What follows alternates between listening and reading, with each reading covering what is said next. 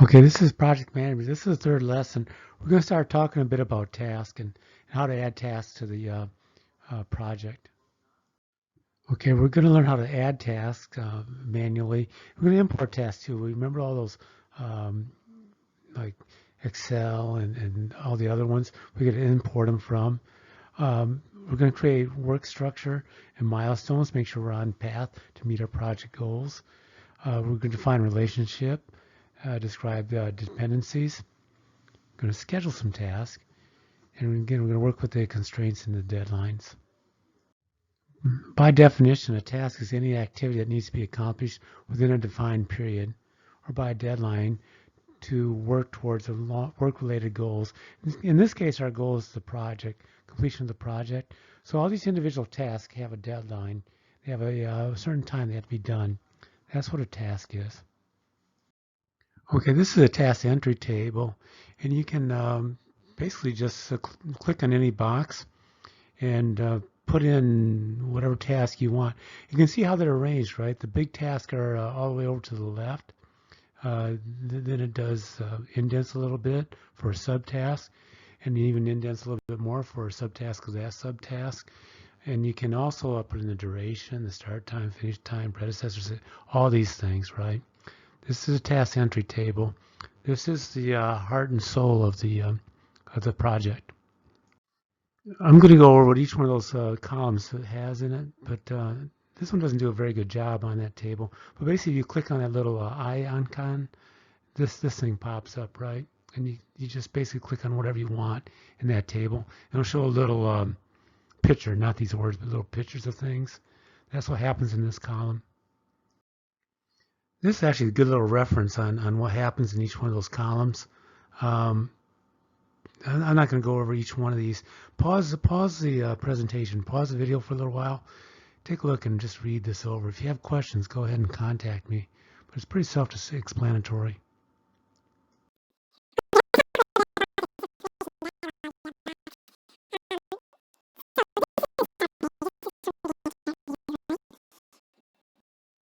Okay, I'm just going to select this little information icon. So I go from the task down to the information icon. And this dialog box will pop up. Take a look at it, right? This is a general view, right? You can see you can track things like what's going on, what kind of task you have, what's the duration, how much it is complete, so we start doing the execution. When does it start? When does it finish? Right? That's pretty straightforward, right? And you can't see very well, but basically what I've done here is we've highlighted one of these tasks in one of those rows. So when you click on that, it'll highlight it. And then when you hit that information box, this is all the information on that particular task. In this case, is finalize plans and develop estimate with the owner architect. A key part of this dialog box is this little tab, the predecessors. If you click on that tab, what will happen is it'll say, what task do you have to complete before you can do this task? So what has to be done before we finalize the plans and develop estimate with owner / architect? What has to be done? This is where you'll enter those. Let's say you don't know the duration. Well, you can give it your best estimate, right? Or best guess, and just click on the estimate box and watch what happens. You push a little question mark after your estimate or after the duration. Also, if you're typing in the duration manually, you can type in 20D question mark. That'll do the same thing. It just says, hey, this is just an estimate. We don't know for sure. So what we're doing by identifying the predecessors and things, we're starting to link tasks, right? There's some key terms. There's a thing called dependency. So the task start and completion are contingent on what happens with another task or task. A change in one task will affect another task. That's very important, right? Let's say you're going to build a house. You can't build a house until you get the foundation set. So that's a dependency. All work depends on the foundation. So predecessors, what has to be done before you can do the particular task of interest, right?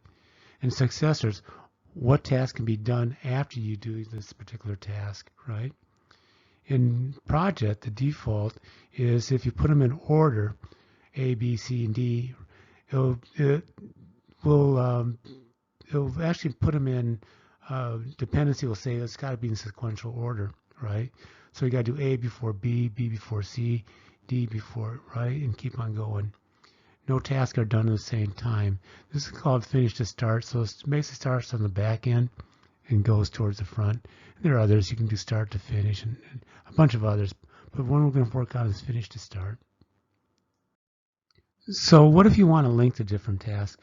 Well, there's a couple ways you can do that. First of all, you got to identify what tasks you want linked. And if you got them all in sequential order, what you want to do is you want to highlight the particular task, the start of it, go down to the last task, hold down the shift key and click on that, and all the tasks in between will be highlighted. If you click the link selected task, which is this little icon here, it'll link them all. And it'll do it in sequential order, right? So it'll do A, B, C, D, just like we talked about.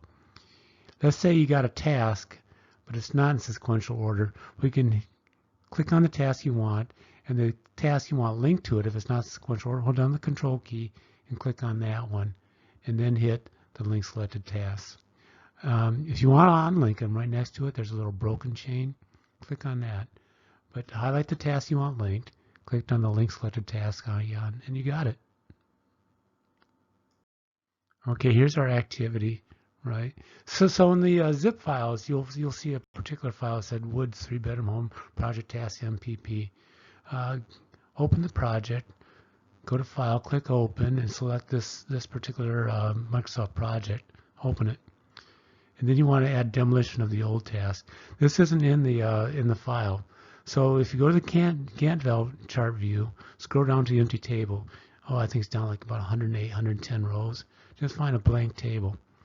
In the task name, enter demolition of old house, and duration is going to be 2 weeks.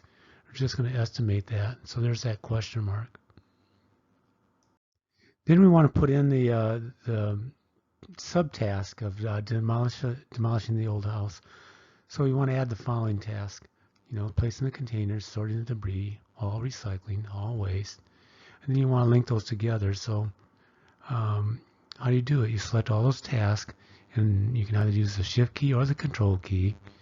And you go to task, schedule, and click on that link selected task icon. And finally, you just want to save it. So it's file save as. And note you're going to say this as my Woods. Note the keyword my. If you don't put that my in there, it'll overwrite the original task or the original project. Don't do that. You got to click a couple icons to get to that point. Make sure you put the word my in there.